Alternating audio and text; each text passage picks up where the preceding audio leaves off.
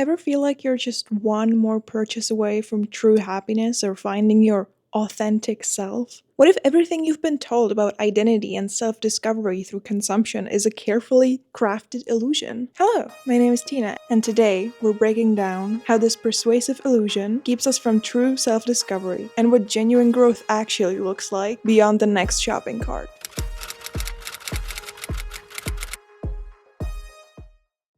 But when did this need to find yourself through consumption and buying more and more stuff actually come from? Why are we all so obsessed with this idea that we need to be perfect and that our identity and authenticity is shown just through the stuff that we own?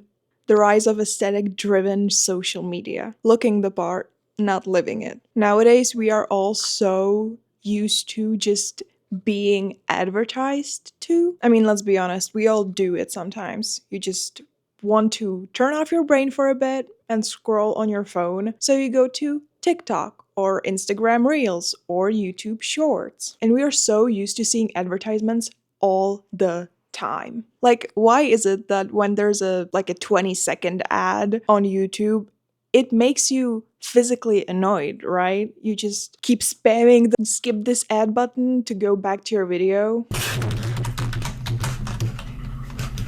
But how is that different to seeing like 3 or 4 short ads in between your videos that you scroll through on Instagram or TikTok? And especially even through influencers, where on TikTok you can now be like a TikTok shop distributor. I don't even know what it is because in my country there's no TikTok shop yet, thank fucking God. You can literally just advertise shit on TikTok and then sell it on there and get a cut from that. So it's just this huge like drop shipping scheme, but in a whole new scale. I just wanted to quickly pop in and say that yes, although there are actually people with small businesses who can get to more customers and more people through TikTok shop, let's be honest, there's a lot of drop shipping going on. This is actually super smart on their front. And it's also very beneficial to the consumers because now you can actually buy stuff on TikTok. You can scroll, get a sponsored post by someone who's sponsored by TikTok selling you like a dress or a toy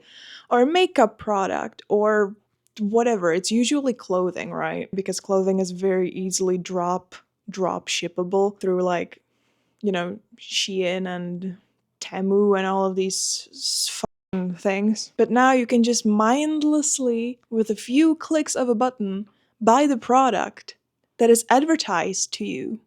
And then you can just go about your day. You don't even need to leave the app to buy that product now. Like, that is so smart on their part. And it's also very comfortable for us consumers. But at the same time, when is it enough? When do we have enough things? And that's what they're counting on. These huge marketing brands always count on a new trend incoming, and the cycle just fucking continues all the time. And with that, a lot of the times there comes these, clean girl trend, or that girl trend, or messy girl trend. Notice how basically everything is marketed towards women, by the way.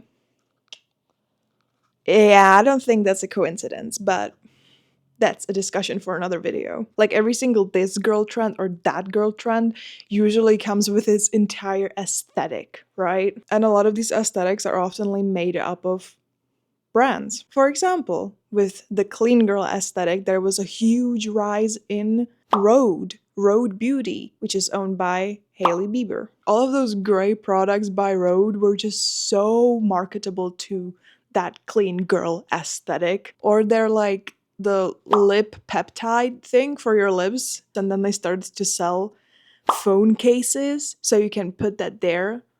Like, no one owns like pockets, so you need to put your lip balm like on your phone case. What? And all of this is just very, very immediately being pushed onto us. And like, I'm not gonna sit here and pretend like I'm better than all of you because, oh my god, have I done it? Have I fallen into that clean girl aesthetic trying to buy 50 fucking skincare products because my face was breaking out? And then those products made my skin break out even more, so then I had to buy even more products. You see, we're just cycling, selling the solutions to the problems that we have created. And also, all of this marketing is very much dependent on that one dopamine hit. I mean, let's be honest, I am definitely a person who had a shopping addiction. And for me, it wasn't even the buying and using a new product that gave me that dopamine hit. It was that waiting for the package to arrive and looking at my email if the package is here or where is it and blah, blah, blah, blah, blah. And can you really say that this is your true, authentic self? When your entire personality becomes a collage of brand logos and trends. A lot of the times, these brands don't even only market products, they market lifestyles, which then promises that belonging or that purpose. And it's nice, it's obviously great to feel like you belong, to know that you have your place. But is it gonna be enough? Yeah, okay, Tina, you've been yapping a lot about brands and marketing and stuff. But how do I actually find myself? What is the way to self discovery? And now I'm just gonna sound like a broken record of all of these motivational speakers and all of these motivational YouTubers. Because the only way to truly find yourself is to live. I know, groundbreaking. Embrace experiences over possessions. You can travel, you can get a genuine connection with someone new, you can learn a new skill. All of these things lead to true self discovery. And when I say travel, I don't mean like, oh, travel outside of your country, travel to somewhere, blah, blah, blah. Let's be honest, who has money for that, okay? The influencers that get sponsored on TikTok. I mean, travel within your own country. You don't even have to travel far, just travel to the next city or to travel to the city that's next to yours or the one over. I feel like, again, since we see all of these influencers traveling to different countries almost every week, it's very hard to not even realize, but remember that traveling doesn't mean outside of your country. Just like go somewhere that you've never been. Take a group of friends and just go on a train and travel. Go do something! Live! Experience the life! Do anything, bro! Go on a hike! I know that that sounds like I'm yapping the most stupid shit, but for me, it truly feels like, oh, I can't travel because it's so expensive. But who says that I need to travel somewhere far? I can just go on a train and go to a city that I've never been to. I can guarantee that wherever you live, you definitely were not in all of the cities and all of the towns in your country. You can always go somewhere new, and it doesn't have to break your bank. Then it can be through the power of introspection, like journaling or meditation. I'm not here trying to sound like a guru or like a super zen person, but legitimately journaling, like 10 minutes in your day, can be so rewarding. And through journaling and meditation, you can actually really easily find your core values. And I'm not saying that you need to like journal a whole essay every single day. You can legitimately just write like 2 sentences a day. And it's really, really helpful. You can write down experiences and you don't even need to buy like again, you see, you don't even need to buy a journal. Legit, you can just like write it down on a piece of paper. I did find though, when I was journaling, I would journal in my iPad and honestly just grab a random piece of paper and a pencil and write it down. Don't use like your notes app or something. Like really just give yourself that time of the day to just write what you're grateful for that day or what you're looking forward to that day if you have something interesting, or at the end of the day, what interesting has happened or if something's happened. Remember, this does not have to be an autobiography. It can legitimately be whatever. The journaling world is your oyster. And the last thing that I would want to talk about in this section is just learning a new skill. And especially now with the entire rise of AI and all of that shit, where people are like, oh, I don't know how to draw. Oh, I can't draw. I'm not talented, so I'm gonna use AI to create me an image. I mean, I am an art kid. I am an art student, so maybe I'm a little biased, but like, fucking Just pick up a pencil. Just bro, pick up a pencil. It's not that hard. We all start from somewhere. You don't just get born with unlimited talent in a certain aspect. Like, you build up your skills. And trust me, I know it's discouraging when you try to pick up a new skill and it's just not working immediately. Yes, I am a perfectionist and I'm very hard on myself. So whenever I would try something new and it wouldn't immediately be perfect, I would be kind of upset. But that is another thing that you can work on. Not everything you do is gonna be perfect the first time around. Just fucking start. Just start. I've like, this is okay, this is a little bit of a personal intersection, so if you don't care, you can skip. But I've wanted to do YouTube ever since I was a child. I mean, I grew up with YouTube. I've had unlimited access to the internet since I was like 9 or 8 years old.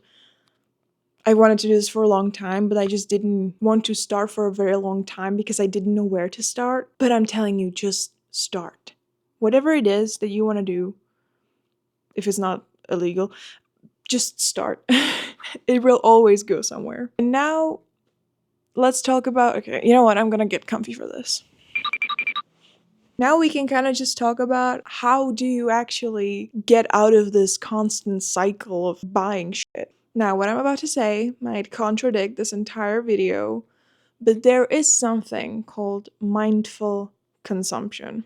Now, before you stone me to death, this is important. Mindful consumption is all about identifying what you need, not what you want. I'm not gonna sit here and be a bitch and tell you you can never buy anything new again. You can never buy a new skincare product or new clothes ever again. I'm not here saying that. I'm just kind of advocating that maybe you don't need every single new trendy piece that's going on. Like fucking Labubu's. What the fuck is a Labubu? If there's anything that you're gonna take away from this video, is that you are not your shopping cart. You will find yourself eventually. It might take a long time, but is that a bad thing? Isn't that something inherently truly beautiful about life? You just get to not only discover the things around you, but discover yourself too. Isn't that something that we should cherish and not try to rush and substitute for a fucking Labubu? I'm sorry, I'm just gonna go like keep talking about Labubus because what the fuck is a Labubu? You're not running out of time, even though it might feel like it. God damn it, I'm 20 years old and I feel like I'm running out of time. But you are not. So just enjoy life. If that's the one thing that you're gonna take away from this video, then I think I did a good job. Well, thank you so much for watching this video. If you have enjoyed this video, please do give it a like and subscribe. It helps me out so much you don't even know. And enjoy the rest of your day, week, whatever. Okay, bye.